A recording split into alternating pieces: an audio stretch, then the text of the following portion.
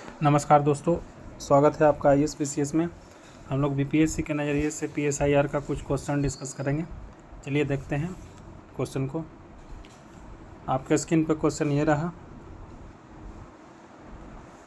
Question है कि SAARC का सदस्य भारत कब बना था। सार्क जो कि एक मल्टीलेटरल ऑर्गेनाइजेशन है, जो कि साउथ एशिया के देश इसके क्या हैं, सदस्य हैं। तो इसका जो सदस्य जो है भारत कब बना था, तो भारत और पाकिस्तान सेम समय में क्या हुआ था कि इसका सदस्य बना था 2017 में। सार्क का जो हेडक्वार्टर है वो कहाँ है? सार्क का हेडक्वार्टर काठमांडू में है। लेटेस्ट सदस्य कौन बना है सार्क का? सार्क का लेटेस्ट सदस्य क्या है? अफ़गानिस्तान बना है। अभी कुछ दिन पहले क्या था, ये न्यूज़ में था, क्योंकि ये क्रेडिट लाइन ऑफ़र किया था मालदीव को, तो उसी के लिए ये न्यूज़ में आ गया था। तो सार्क का सदस्य भारत कब बना था? 2017 में। इसका हेडक्वार्टर कहाँ है? काठमांडू है। इसका लेटेस्ट सदस्य जो है अफगानिस्तान बना है। अगला जो क्वेश्चन है, polity is the best and practicable form of government. यह स्टेटमेंट किसका है? एरिस्टोटल का है। हमने कल पॉलिटी का मतलब समझाया था आपको कि एरिस्टोटल जो है पॉलिटी को बेस्ट और प्रैक्टिकेबल फॉर्म ऑफ गवर्नमेंट को क्यों मानते हैं। हम आपको पहले ही बता चुके हैं कि एरिस्टोटल जो है वो प्रैक्टिकेबल फंक्शनलिस्ट है। वो चीज़ों का फंक्शन देखते हैं। और दूसरा बात यह है कि बेस्ट प्रैक्टिकेबल कौन है, उस पर एरिस्टोटल जो है वो ज़्यादा ध्यान देते हैं। तो पॉलिटी में हम आपको बताए थे कि एक प्रकार से मिक्स्ड गवर्नमेंट है ये। इसमें पुअर पीपुल और इलीट पीपुल, पुअर और इलीट दोनों क्या करते हैं कि रूल करते हैं। तो इससे क्या होता है कि चेक्स एंड बैलेंस होता है, सेपरेशन ऑफ पावर होता है। तो पॉलिटी को क्या माना गया है? Best and practicable form of government माना गया है। हम आपको ये चीज़ भी बता चुके हैं कि डेमोक्रेसी को एरिस्टोटल इसलिए अच्छा नहीं मानते हैं क्योंकि ये पुअर पीपुल का रूल है। तो इस पर क्या है कि इस प्रकार के रूल में इलीट क्लास उन लोग पर विश्वास नहीं करते हैं। तो इससे क्या है कि रेवोल्यूशन आने का खतरा है। उसी प्रकार से ओलिगार्की है, तो ओलिगार्की में क्या है कि फ्यू इलीट क्लास का रूल है, जो अमीर क्लास है उसका रूल है। तो गरीब लोग जो है वो इलीट क्लास पर विश्वास नहीं करते हैं।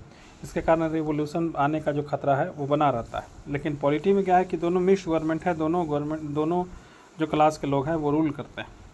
तो इसलिए पॉलिटी को best and practicable form of government पर एरिस्टोटल मानते हैं। अगला जो क्वेश्चन है वो ये है कि it will be foolish to limit the expert practitioner of medicine. मतलब ये प्लेटो, हम आपको पहले प्लेटो के बारे में पढ़ाए थे कि वो फिलोसफर किंग का रूल चाहते हैं। यानी कि जो इनका मानना है कि जो विवेक वाला पर्सन है, जो विजडम वाला पर्सन है, वो ऑलरेडी सही डिसीजन ले सकता है। उसको फिर लॉ के साथ क्यों बांधना है, लॉ से उसको क्यों जोड़ना है कि हाँ लॉ के अंदर ही फिलोसफर किंग काम करे या लॉ के अंदर ही जो है रूलर काम करे।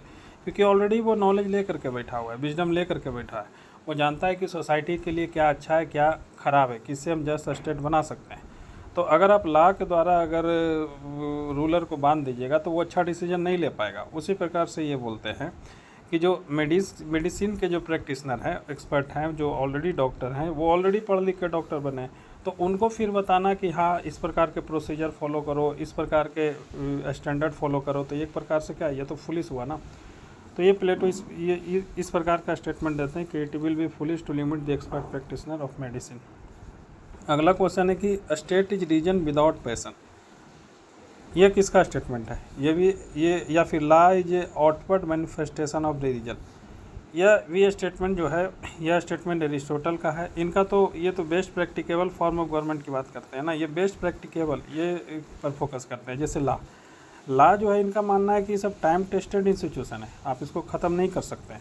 लॉ जो है एक प्रकार से रीजन है विदाउट पैसन। क्योंकि अगर आप मान लीजिए कि फिलोसफर किंग को रूल दीजिएगा जो कि यूटोपिया है, तो उसमें पैसन भी तो डोमिनेट करता है ना, उसमें ग्रीड भी डोमिनेट करता है, उसका मन में करप्शन भी आ सकता है, बहुत सारा चीज़ है। वो फैमिली को फेवर कर सकता है, वो अपने रिलेटिव को फेवर कर सकता है। लेकिन अगर मान लीजिए कि लॉ है, तो लॉ में तो पैसन नहीं है, वो तो पूरा की तरह पूरा रीजन है ना। लॉ बनाने में जो भी लोग मिल करके लॉ बनाए हैं, तो वो क्या किए हैं, बेस्ट से बेस्ट चीज़ों को लॉ में डालने की कोशिश किए होंगे। और लॉ जो बुक है उसमें पैसा नहीं देखने को मिलेगा, इसलिए लॉ के अनुसार चलने में ही फ़ायदा है। ये एरिस्टोटल का मानना है। तो लॉ ने इस प्रकार का एरिस्टोटल का स्टेटमेंट था कि law is reason without passion और law is a outward manifestation of reason.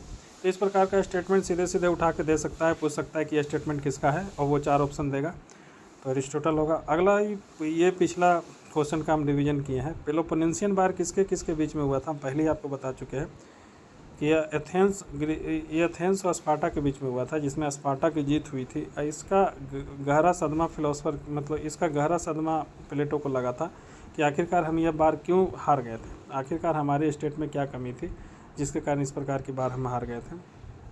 अगला क्वेश्चन है कि पुअर क्लास, मिडिल क्लास और इलीट क्लास में से किसे अरिस्टोटल सबसे अच्छा क्लास मानते हैं। तो मिडिल क्लास को जो है वो अरिस्टोटल जो है वो अच्छा क्लास मानते हैं। रीज़न हम पहले ही बता चुके हैं कि पुअर क्लास है वो इग्नोरेंट क्लास है, उनको बहुत सारे चीज़ों का नॉलेज नहीं है, बहुत सारे चीज़ों का ज्ञान नहीं है।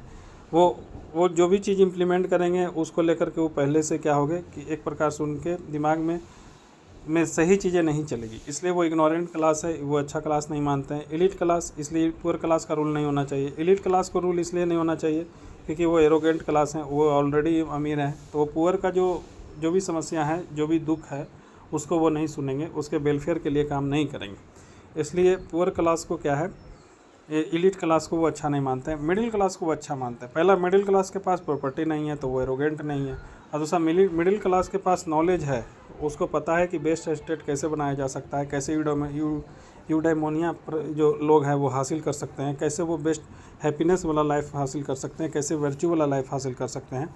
इसलिए मिडिल क्लास को जो है वो अच्छा क्लास अरिस्टोटल मानते हैं। तो ठीक है दोस्तों, आज के डिस्कशन में बस इतना ही है। मिलते हैं अगला डिस्कशन में, तब तक के लिए धन्यवाद।